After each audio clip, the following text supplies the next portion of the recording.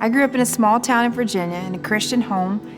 My father was actually a pastor, so I was drugged to church my entire life. But when I was probably around the age of 10 years old, my parents divorced, and it was a very public and open divorce. When everything was good, everybody was on our side. But when my father lost his church and things fell apart in our family, then I felt like people totally abandoned us and treated us completely different than the way that they did before.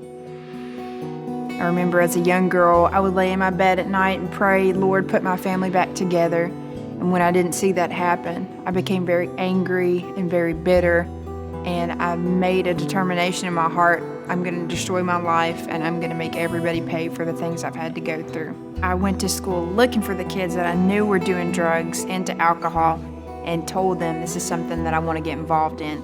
And so when I was 12 years old, a girlfriend of mine and I, we snuck out of the house, met up with some guys. They had some pain pills, and we crushed them up and snorted them, and that was my first experience with drugs. And it was a very, very quick process for me. By the time I was 13, I had taken cocaine, acid, marijuana, basically anything that I could get my hands on that would take away the pain that I was dealing with on the inside. I remember one night, my brother invited me to go to church with him. And I had a lady come up to me after the service, a total stranger, who said to me, "Young lady, the Lord told me to tell you that that service was for you." And she wrote down her phone number and said, if you ever need me, you give me a call. And I remember we left the service that day. We went to eat at a restaurant, and again, another stranger walks up to the table, and she said, I want you to know God has a plan for your lives. And she looked at me and said, He has a special plan for your life.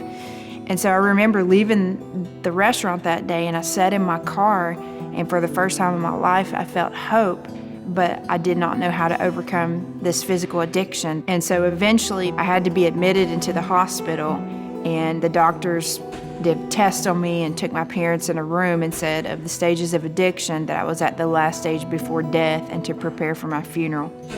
That was my rock bottom moment. I knew that if I did not make a decision to change, that I was going to end up dead very quickly. And so I remembered this lady that had given me her phone number from the church. She came into the hospital and began to speak to me and minister to me. And God used her to say things to me that there's no way that she could have ever known about them. And that was my breaking point. I remember I started crying, and I had been so hard for so many years, but God began to minister to this broken and hurting little girl. And at that point, she looked at me and she said, "Amy, are you ready to surrender your life to Christ?"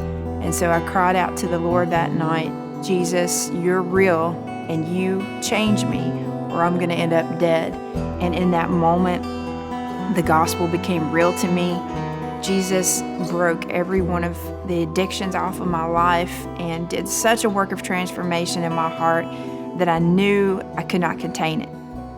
It really gave me a passion to go to the prostitutes, to go to the gang members, the drug addicts, and let them know that there was a future and a hope for them. To be able to look at them and say, you know what, I've walked where you've walked, and I know what it's like to be on the other side.